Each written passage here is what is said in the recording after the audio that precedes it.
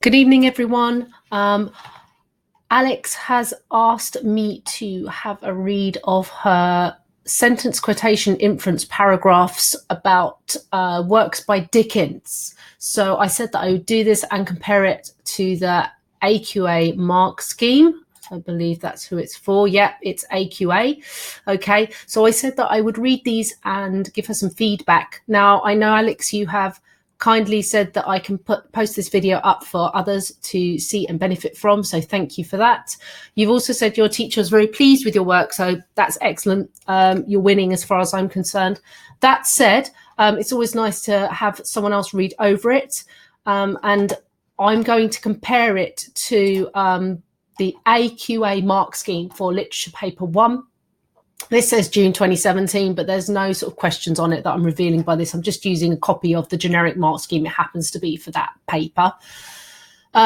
So I'll explain this as I go through, but this is the mark scheme for sections A and B, and Dickens' A Christmas Carol comes under section B, and it's a 30 mark question. Now, I know, Alex, you made it very clear your particular assessment was out of 20.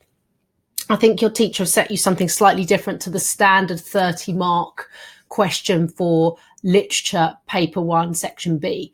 That said, I'll just do what I can in relation to reading this and looking at the mark scheme here, and I'll explain it as I go along when I get there. But what you need to know about AQA mark schemes is, same with the Edexcel, they have assessment objectives on them, AO1, AO2, AO3. In a nutshell, what these stand for is AO1 is understanding. Do you understand the set text? Can you relate back to the question? So if it's about a character, can you relate it back to Scrooge? Can you prove your points with evidence? So that means quotations from the text. And I'm afraid to say there's an element of memory expected here. People have to remember some text. So you'll get given an extract, but you're expected to remember text, textual sort of evidence from elsewhere in the novel as well, which you won't be given in the exam. So AO1 looks at your generic understanding overall. AO2 is more specific in that it relates to terminology in the writer's craft. So it's looking at techniques. So things like similes, metaphors, but also word classes, verbs, nouns, and their effects. Even if you cannot name the technique, if you can at least explain how the language there is creating a given effect, you'll get some marks under writer's craft for AO2. And then for, if you're doing sort of, obviously this is AQA, the way they've given the awards for their respective assessment objectives. It's different with other boards, but AO3 is the same across all boards in that it relates to context. Okay, so it's, you know, for A Christmas Carol, you're looking at it's being a Victorian novella. They'll say novel, but novella is just a sort of shorter novel, really. But it's aimed at a Victorian readership, and you'd be expected to understand life at the time and how that impacts on the text. AO1, AO2 and AO3 are the same in terms of what they stand for all the boards. An assessment objective is just really referring to a skill that the exam board wants you to evidence. Now you get these across, you can see AO1, and it explains at the top level. Obviously there's levels and there's grades. These GCSEs are grades 9 to 1, 9 being the best, 1 being the worst. You need a 4 or above to pass. So level 6 is sort of around your grade 8, 9, okay? And they use various grade descriptors in teacher language, and you, as the marker, would be expected to read and place the candidate appropriately, sort of roughly around here, well, wherever you think they sit in terms of these grade descriptors, all the way down to nothing worthy of credit. So they've either not written anything, or they've not written anything about Christmas Carol, for example, if that was the question. Okay, so the examiner decides where you are, how many marks out of 12 you get for AO1, for AO2, and then how many marks out of 6 for AO3, and they roughly sort of work together. Okay, the pass mark here, you're getting around, you want the clear understanding, okay? This and above is where you're hoping to be, any particular candidate to pass the exam. So I know what you've been set, Alex, isn't exactly a whole question for AQA Paper 1, Section B. But nevertheless, I'm going to have a read through and tell you what I think of it and where I'd roughly put it for a grade. That said, Bear in mind, the grade boundaries are set after the paper's been sat by students, so I can't tell you exact numbers. I could for say last year if I looked it up, but what I would probably do is just give you a gut feeling grade, okay, where I would place it. I'm quite a hard marker, but let's see what you've written. Okay, so you had a different task. You said your teacher got you to compare Mrs. Havisham from Great Expectations with Scrooge from A Christmas Carol, and both of them are quite miserable characters. So this is an interesting assessment for you to do. You've written, firstly, Dickens uses a metaphor to compare Mrs. Havisham to a dead body. Once I had been taken to one of our old marsh churches to see a skeleton in the ashes of a rich dress. Now that skeleton seemed to have dark eyes. Oh, okay, this is all one long sentence, isn't it? I might put it states and then put full stop. This suggests Mrs. Havisham is, just to, otherwise you've got a really long sentence. For section B, you're not marked on SPAG at all, but I'm just giving you feedback on terms of ease of reading. But so far, I see the quote. It looks good. Suggests Mrs. Havisham is wealthy and rich, definitely, with the dress.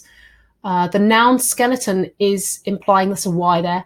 Mrs. Havisham is dead. Yep. She has been sitting in her wedding dress for 40 years, which conveys she is selfish and stuck up. Yeah, or desperate to wait 40 years to be married. Goodness, that's either patience or, as you put, selfishness. Yeah, she's chosen to abandon all hopes of moving on with her life. You could argue that's a very selfish act. Stuck up? You mean by sitting in her wedding dress? I'll read on. Dark eyes is suggesting she's physically drained and depressed. Yep. To convey what it is like to sit and do nothing for the majority of your life. Well, yeah. Oh, definitely. I agree with you there. The dark eyes. There's lots of possibilities with the adjective dark. You've got dark as in literally dark. So kind of sunken eyes, exhausted eyes. But you've also got dark as in not the physical descriptor, but also sort of dark as in it could have connotations of sinister or evil intentions, sort of dark eyes by as in sort of very menacing. Okay. And obviously for a skeleton, you've got the skull is hollowed out. There are no eyes, just the sort of socket, the bony where the eye socket would go. That is obviously very dark and sort of, I'm thinking Halloween images here. That's quite intense, isn't it? Where have I got to? Mrs. Havisham and her broken mind are suggesting money and her wealth is worthless. Yeah, I suppose her wealth has bought her nothing, has it? Meanwhile, she could be sharing her goods. For example, her gold chain and her other precious items could be given out to poor people, families. Poverty. Is that a word? It might be pervertal. Let's have a look. You may have taught me a new word. Let's have a look. So if in doubt, I always just type the word. Nope, can't see it. Do you mean this? Poverty-stricken families. I'm wondering if that's what you meant, but I totally get it. Yes. Whoops. Want to be back on here. Yeah, could be. Yeah, she could. I mean, that gold chain's doing her no good. So I see your point there. Absolutely. This is good context as well. This would be sort of AO3 stuff. This implies Mrs. Havisham is uncharitable and unforgiving. Definitely. Yep. Dickens is comparing her to Scrooge as... They're not a direct compare, separate books, but by comparing her to Scrooge, and Scrooge I know is described as solitary as an oyster. Both Scrooge and Mrs. Havisham are shown in the same time period, yep, Victorian, which makes them so similar. Yes, and they're both misers. That's M-I-S-E-R-S. Miser, the noun, means someone that is miserable and stingy with money. So if you guys want a modern depiction of this, I always refer my students to, and this is very funny, have you ever seen this show? It's very funny. It's quite cringy, actually. It's called Extreme Cheapskates. And I always think of them as the modern day Scrooge, or as you've put, Alex, Mrs. Havisham, very stingy. Okay, that's the kind of thing I'm thinking there. Okay, so the similar. Secondly, Dickens is implying with Y that she is dehumanized. Good word. No, sorry, dehumanized. Yes, that's right, dehumanized. The bride within the bridal dress had withered. Yes, absolutely dehumanized. She's sort of more described like a corpse, isn't she? And I love the verb withered, where she's withered away, she's shriveled up, broken down. Implies she is losing emotional value. Yep, is becoming horrific and doesn't look after herself. She doesn't. Yellow skin and sunken eyes suggest she is dehumanizing and grotesque, excellent words, to create a gothic atmosphere for the rest of the extract, definitely. Withered, here we go. So I'm loving this language analysis here, very good. Withered, so I'd say the past tense verb, that would hit your AO2 there by noting the word class of withered. So I'm just suggesting improvements because this is very good. But always want to suggest how it could be even better. So the use of the past tense verb withered conveys she doesn't care and is decaying, which is comparing her, to a corpse. I'd have full stop, new paragraph, a new sentence, sorry. She shows her hopeless emotions repulsively. Absolutely agree with you there. Very good analysis. She is shown wearing white, which suggests virginity. This is also comparing to A Christmas Carol when the ghost of Christmas past is shown to appear in a white tunic. Nice point there, perceptive. The Gothic theme leads to death and dehumanization. Bridal flowers in Mrs. Havisham's hair convey youth and marriage at a young age. Yes. Yeah, I agree with you there. So I can see your analysis. That makes sense. There's almost this... not paradox, but there's this contrast, isn't there? I think I'm looking for the word contrast between this Gothic, grotesque, skeletal depiction of her withering away, and yet the remnants of what once was this ornate, pure, rich preparations for a wedding that never happened. So I think your essay is more about Mrs. Havisham and touches on Scrooge. I mean, Scrooge is a really interesting character to analyse as well. Okay, so I've got an idea of what this is like.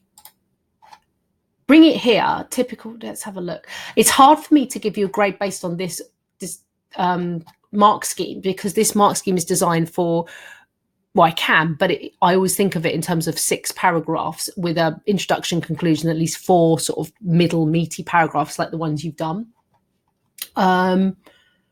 I think some of your sentence construction and expression in places could be clearer. But that said, it's definitely at least a clear understanding. Let's move up and look at thoughtful and developed, because you've definitely got the gift of analysing language in depth there. I think what you need to look at, and this is what I say to most students, is the AO2. Be sure that you're putting terminology in there as well as just stating the effects. Although you're explaining the effects is good and it gets you quite high up, and you've clearly done that, which is why I'm looking in this sort of level. But it'd be nice where I said, past tense verb, words like that. If you can identify the word class or the technique as solitary as an oyster. Did you say that was a simile?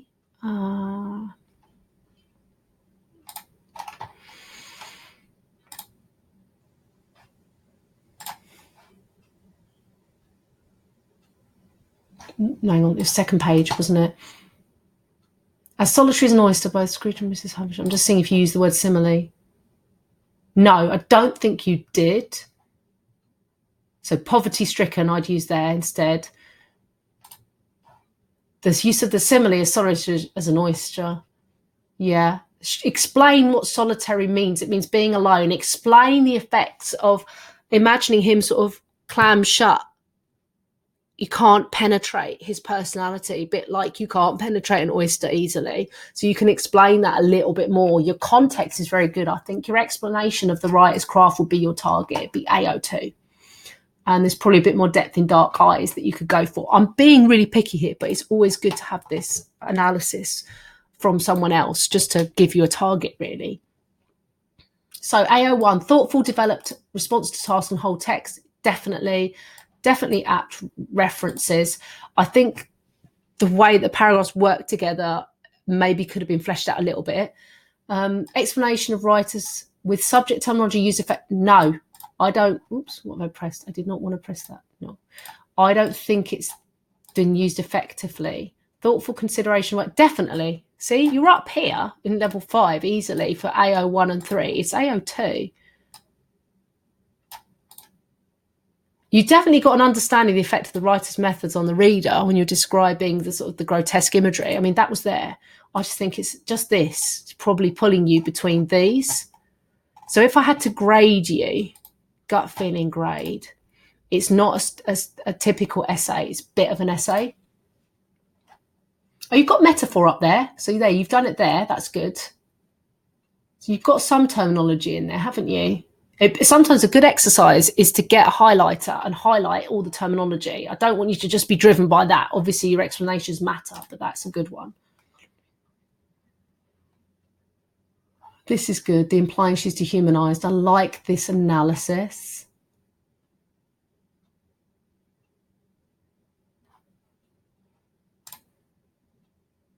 It feels between a 6 and a 7, I would say, in terms of the depth of analysis, but it needs fleshing out in places, and your expression keeps you off an 8. Obviously, and you've used noun skeletons. There you go. You highlight metaphor, noun, concrete noun, because you can touch a skeleton. So you can have noun classes as well. It can be quite specific. 6/7, maybe a low 7.